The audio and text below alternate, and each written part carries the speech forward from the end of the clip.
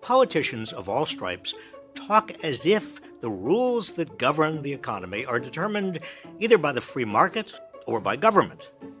But that's wrong. There can't be a choice between the free market and government because a market cannot exist without a government to organize and enforce it. A market is an arena where goods and services are exchanged. How that market functions depends upon rules determined by government.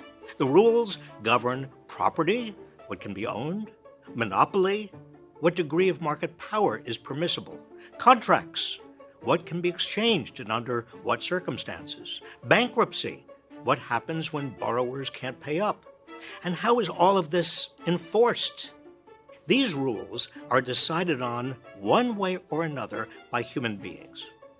But who exactly and whose interests are they represented? Over the past few decades, large corporations, Wall Street, and wealthy individuals have gained increasing influence over politics. Corporate PAC spending has reached hundreds of millions of dollars a year. Business lobbyists spend 68 times as much on lobbying as labor unions. And big corporations march into courtrooms with platoons of lawyers. Simultaneously, centers of countervailing power that between the 1930s and 1980s enabled America's middle and lower middle class to exert their own influence have withered.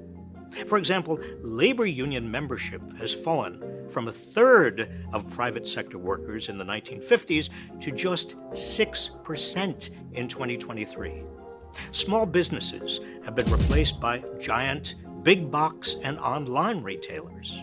Small investors by giant institutional investors. Political parties, once anchored at state and local levels, have become giant Washington-based fundraising machines. As a result, the rules of the American economy are now largely organized by big corporations and those with great wealth for their own gain. Ever larger upward distributions inside the market, from the poor and working class to the top, have become normalized as functions of a market that is assumed to be neutral. But remember, markets are not neutral. They reflect who wields power. Get ready for this lie. The richest people have worked the hardest and therefore deserve their wealth. Bug.